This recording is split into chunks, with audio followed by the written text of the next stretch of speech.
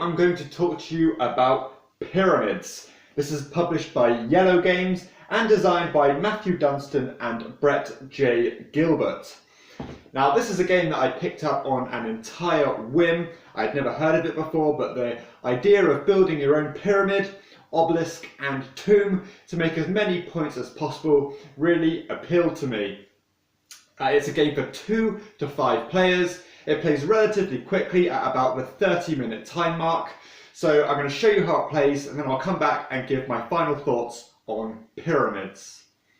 Okay, so I've set up a game here for 3 players. You've got this big deck here of all these cards which look like this. I'll go into them in a second. You've got these god tiles here, so for a 3-player game you need 4 of these. You've got a first player marker, which you would decide at random, I believe. And you've also got these scorecards which will help during the process of the game. And I'll keep this score pad to the side, which is really useful when it comes to scoring at the end of the game. Okay, so the first thing you're going to do is you're going to reveal 2 cards per player. And they're going to go together like this. So you've got one set there, one set there, and one set there like this. Then the first player is going to decide which one of these god tiles they're going to choose this round. So the interesting thing about this is that the lower the number, for example 1 here, the Horus tile, will get to pick their set of cards before players who pick higher numbers. But the twist is that the person who does pick the lower number gets to do less on their turn. So for example, as you can see, the person who chooses the player 1 tile will only get to build their pyramid this round.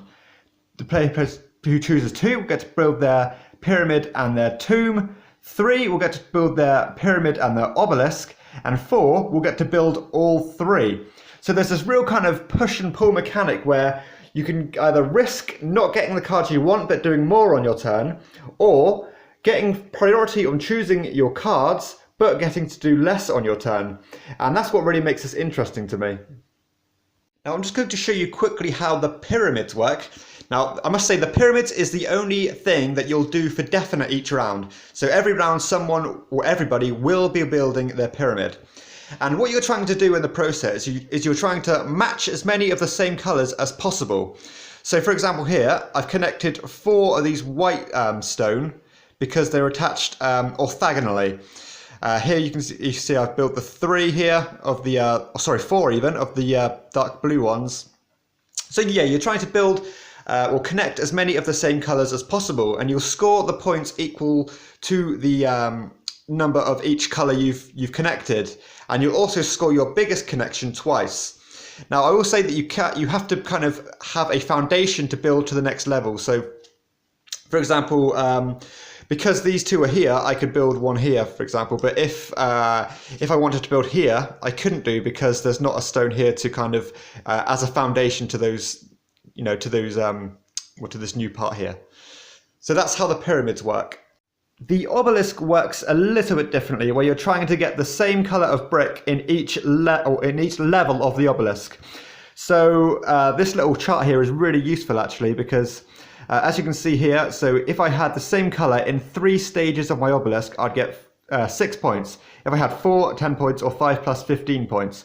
So in this example, I've got this dark blue colour here in 1, 2, 3 of my levels. So if that was my obelisk at the end of the game, I would end up getting 6 points. By using a card as a tomb, you simply flip the card over with its back up like this, and at the end of the game everybody's going to reveal their cards they've put in their tomb, and they're going to count the number of each type of stone, and the person with the most of each type gets 5 points for each type that they have the majority in. So there's a bit more of a hidden kind of scoring with that one. Now there is one more twist to the game, which is these glyphs. Now these are going to score you a bonus 2 points for each glyph in the correct place. So for example here in my pyramid, I've got 2 of these pyramid glyphs. So at the end of the game, well, it won't stay like this because I'd have a full pyramid, but I'd get 2 points for each glyph of that type. So I'd get 4 points for my pyramid.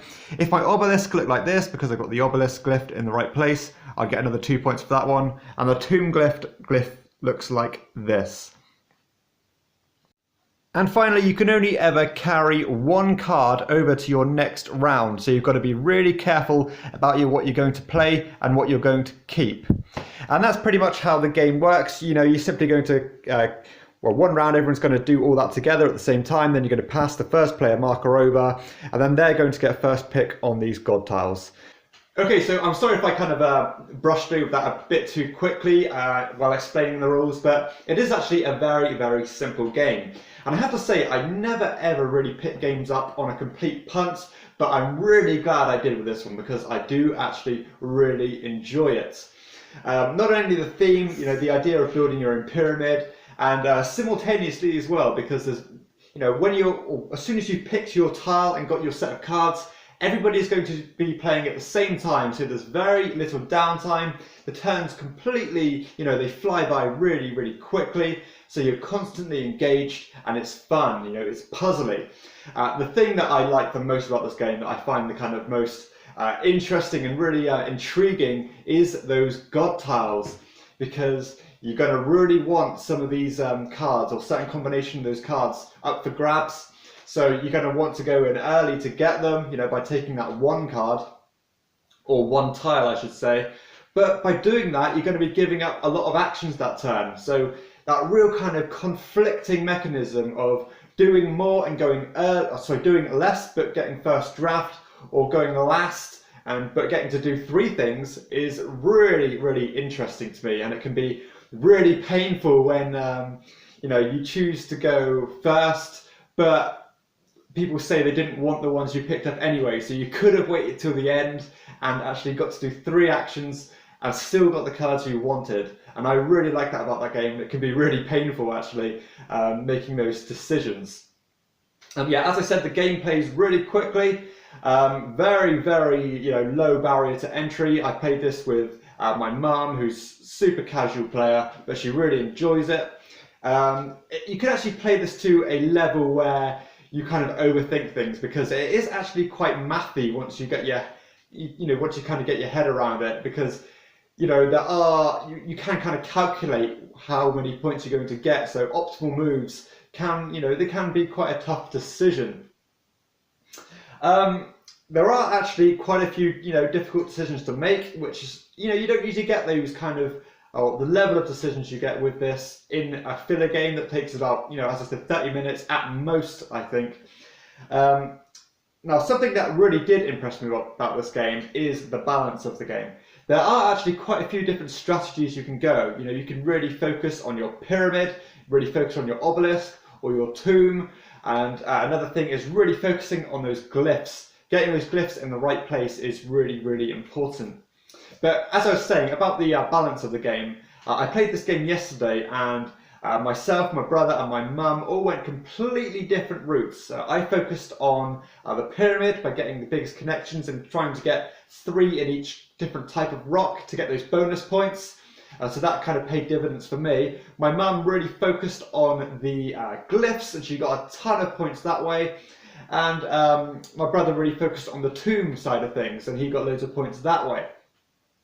And at the end of the game, there was only 4 points in it. So I think that's a pretty good evidence to say, you know, each route you take can pay off. And that's really important to me. You know, balance is one of the most important things to me in all games, because if you don't get a fair game, then I just won't enjoy it. Pretty good replayability here. You've got a hell of a load of cards in there. I mean, absolutely kind of more than necessary, I think. It does take quite a big footprint on the table, because everybody is going to have their own pyramid, their own obelisk, their own tomb. So, you know, the spread on the table is going to be quite big by the end of the game. Now, I will say this game doesn't work quite as well with 2 players as it does with 3 or 4, because of those god tiles, basically. With a 2-player, you're obviously going to go first or second, but that decision of going earlier and, you know, choosing what you want and stuff is a lot more interesting with more players. The player interaction here is pretty much just going in there and taking the cards that other players want before they get to them. That's as far as you go, but it does work really well with this because of those god tiles again. That really is the kind of key mechanism for me, and it just works really, really well. The theme is pretty well integrated here. The pyramid does look like a big pyramid at the end of the game. How all those cards fit together looks really cool. Interesting how they kind of designed them so they still look like a cool column when you build them as the obelisk. And you can flip them over to look like a tomb as well. And the components are good as well. The cards are really good quality. They look pretty good. It's got one of these really cool magnetic boxes, which I really like. It looks nice on the shelf. The score pad's really useful. You get a load of them, so you're not going to run out. And yeah, overall, I'm really, really impressed. Certainly going to be staying in my collection. It takes absolutely no time to set up, and you can get the ball rolling really, really quickly. Looks wise, looking on the box at the back, it doesn't look that interesting well, I can see why it wouldn't look interesting to some people, but it did appeal to me. But I have had others say, that wouldn't have appealed to me, but they did enjoy the actual game. So overall, I really, really like this one. It's not anything, mind-blowingly amazing, but it's a really, really solid, enjoyable, puzzly game. I really do enjoy the puzzle aspect of this. So yeah, that's Pyramids by Iello Games, one that I definitely recommend. So I hope you've enjoyed this video. I've enjoyed talking about pyramids today. If you have enjoyed, please hit like and subscribe to my channel and check out my other videos. For everyone else, I'll see you next time on Chairman of the Board. Bye.